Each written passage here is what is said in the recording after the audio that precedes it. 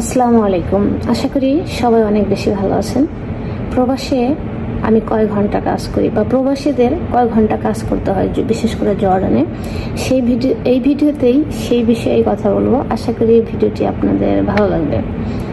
First হচ্ছে, আমার এখানে অফিস আওয়ার হচ্ছে সকাল 7টা থেকে সন্ধ্যা 6টা পর্যন্ত। তাহলে আপনারাই ক্যালকুলেট করেন কয় ঘন্টা হয়, মানে 11 ঘন্টা। আর এই 11 ঘন্টার ভিতরে এখানে আছে সকালের ব্রেকফাস্ট টাইম, দুপুরের লাঞ্চ টাইম আর বিকেলের টি টাইম। হয়তোবা সকালে কেউ ব্রেকফাস্টে যখন যায় তখন 20 থেকে 30 মিনিট তো লাগেই ব্রেকফাস্ট করতে।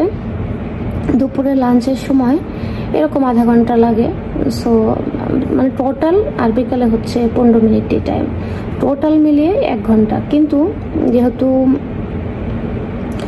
মানে খাওয়ার সময় আপনার এখানে একটু এদিক সেদিক হইলে কোনো সমস্যা নাই, মানে একটু বেশি সময় নিয়ে বা একটু কম সময়ের ভিতরে খাবার শেষ করে চলে আসতে পারি আর কি।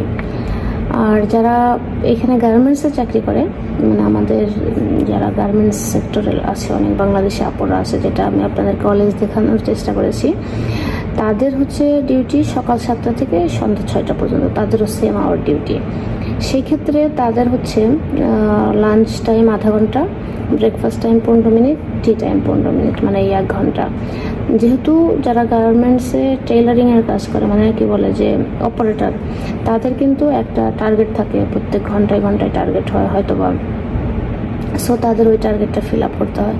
তারা ইচ্ছা করলে কিন্তু বেশি সময় নিয়ে খেতে পারে না, কারণ তাদের নির্দিষ্ট একটা টাইম ফিক্স করে দেওয়া থাকে, ওই টাইমের ভিতরে তাদের শেষ করতে পারে। আর এখানে অনেক আপুদের কাছ থেকে শোনা যে অনেকেই লাঞ্চে না গিয়ে, টি টাইমে না গিয়েও কাজ করে, কারণ যাদের টার্গেটের সমস্যা হয় বা টার্গেট দিতে পারে না তাদের আর কি।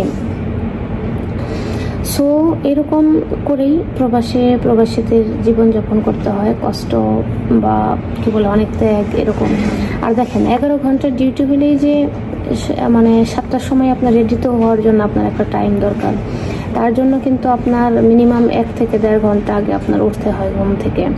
আবার বিকেলেও যখন আপনি যাবেন তখনও কিন্তু গিয়ে কি বলে যে গোসল, কাপড় টুপড় ধোয়া, রান্নাবান্না, মানে সম্পূর্ণ টাইমটাই আপনার এই কাজে ব্যস্ত হয়ে যায়। পরিবারের সাথে অনেকেই কথা বলা, এইসব কাজে কিন্তু ব্যয় হয়ে যায়।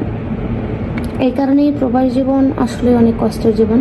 তারপরে অনেকেই আছে যে মানে যারা চায় যে আমি প্রবাসে থাকা অবস্থায় আমার একটা এক্সট্রা ইনকাম দাঁড় করাই, বন্য একটা কিছু করি, বা এরকম অনেকেই চেষ্টা করে এবং কি করেও। অনেকেই ফ্রিল্যান্সিং করে, অনেকেই বিভিন্ন জায়গায় সাব কন্ট্রাক্টেও কাজ করে, মানে এক্সট্রা কাজও করে আর কি। সো তাদের জীবন কিন্তু আরও বেশি কষ্টের।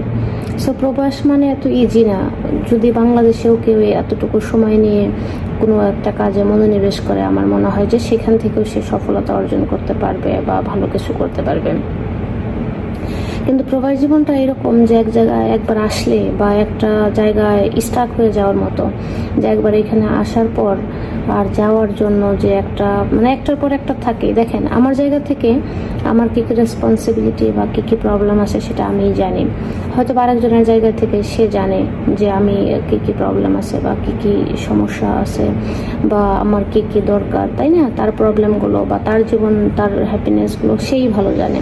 সো আমরা একজন আরেকজনের সাথে কম্পেয়ার করলে কখনোই পারবো না। সো জাস্ট আমি আপনাদের সাথে জানানোর চেষ্টা করলাম যে কয় ঘন্টা ডিউটি, আমার অফিসে আমি কয় ঘন্টা কাজ করি বা এখানে প্রবাসীরা কয় ঘন্টা কাজ করে। সো আসলে অনেক বিগ সময়, 8 ঘন্টার জায়গায় আমাদের 11 ঘন্টা থাকতে হয়।